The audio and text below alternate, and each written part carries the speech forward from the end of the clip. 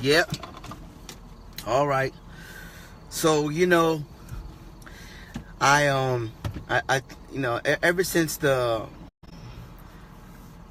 presidency, I got involved a little bit on my opinions, early when Trump was versus Hillary and some of the things he was saying.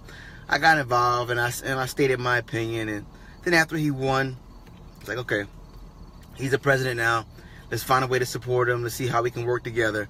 That's just the best way for the country. That's the best way for us as a people. Community, the word unity is in there, right? That's the way you create real community, with unity. I gotta tell you, this new, it's funny, I heard about it, what Donald Trump said. I heard about some of his statements, but I never really, I deliberately didn't pay attention to it, because I don't want to get, hey, what's up, baby? I deliberately didn't want to get, sucked into it, and then I just kept hearing about it. So I said, let me turn on the NFL and to see what's being said. And when I saw all the commentators, stating their mind and stating what they felt, then I really investigated what was done and what was said. I got to tell you, first of all, I was already shocked that after the display in which Donald Trump had the opportunity to speak his mind, to be voted in for presidency, what he decided to say, he said it and he still had tons of voters. I was surprised by that. But after that, I let it go. So, okay, fine. People see something in him. They believe in him. Fine. He won. Let's get behind him. So now we fast forward to today. We have people dying all over the world, all over the country. All these things are happening where we need our focus.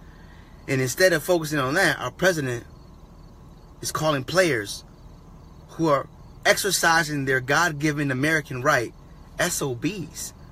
He's slandering players. It's our president. Okay, I'm sorry if you're a Trump supporter. If you're a Trump supporter and you support this, then you need to reevaluate. Would you say, baby, people wanted something different and they got something different? Hey, baby, listen, I'm not going to call him a moron. Trust me. Those thoughts are backed up by truths, right? But this is not an opportunity for me to bash Donald Trump. This is an opportunity for me to tell America, we need to wake up. Okay, you need to wake up. You do not want somebody leading the country who is creating division. First of all, if you are against somebody exercising their God-given American right, then you need to go back to the Constitution. Then you are against the Constitution. The Constitution states you have a freedom of speech. This is the what? Home of the brave, land of the free. Freedom. That means you can exercise what you feel with freedom. Freedom. All right. Now, a lot of people don't understand why this kneeling is taking place. The kneeling is taking place because of the injustice that is happening and has been happening and has not been looked at. That's why the kneeling is happening. So while you are so focused on them disrespecting the flag, which they're not, because they love this country, they love the opportunity. But if anybody who has a conscience and is awake and has eyes that can see and have ears that can hear, you know that injustice is happening all around this country and is not being dealt with. You know that. I mean, this is not new news, okay? And so when somebody takes a knee, when somebody stands up for what they believe in, then we support them. We support them because that is their right. And I'm going to tell you guys something right now. If you made the mistake before, that's fine. But my grandma said, the dog bites you one time, it's the dog's fault. The dog bites you 2 times, it's your fault. If you vote for somebody who clearly does not stand for the people, this is not about the people. This is about his platform. This is about his emotions, his feelings. And trust me, I understand how some people feel. But this is America. So it's not about your feelings. It's about justice. It's about what's true. It's about honoring people and respecting them for their thoughts and their beliefs and their feelings. And quite frankly, sometimes it's difficult for you to understand that because you haven't gone through what they've gone through. So you're Donald Trump, he got $1 million from his dad to start his business. He doesn't understand the struggle. Yeah, he lost all his money, but he started off with $1 million. So it'd be very difficult for him to understand the struggle. It's very difficult for someone who has not lived in it or been a part of it to really understand it. I'm going to tell you this. Before you get behind somebody who is bashing other people, I want you to evaluate what you're really standing for.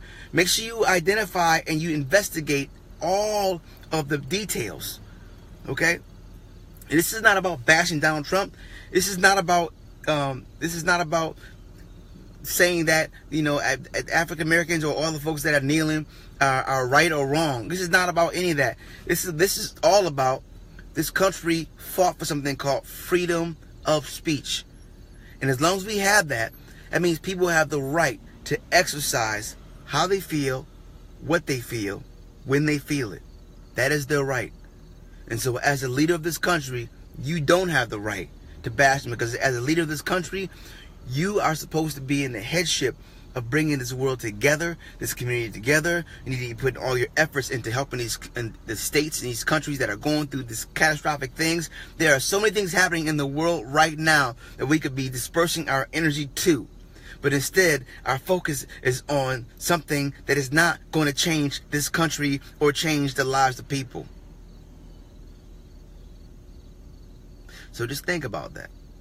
And again, don't take this opportunity to bash Donald Trump. We're not going to bash the supporters. We're not going to call them racist. This is not about that. This is about standing up for what's real and what's true, and honoring what people died for in this country. Freedom of speech. Remember that. Okay? So that's my rant, guys. That's what I feel. What you said, baby? Since he was elected, there has been issue after issue. Yeah, there has been. You know, there will always be issues.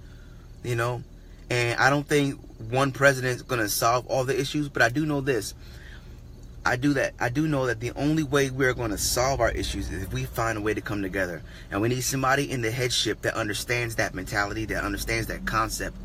That's how we really make America great again. Find a way to create unity in the community. That's why unity is in community. The only way you find unity is by not creating separation. And that's coming to understand the people, working from an empathetic level. Empathy is the only way.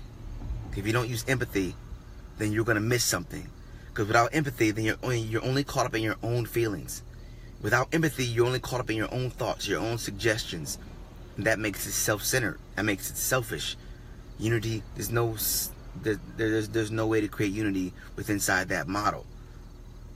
So as difficult as it might be for people to understand that, you have to step back outside of what you're feeling and look at the reality of what's actually happening.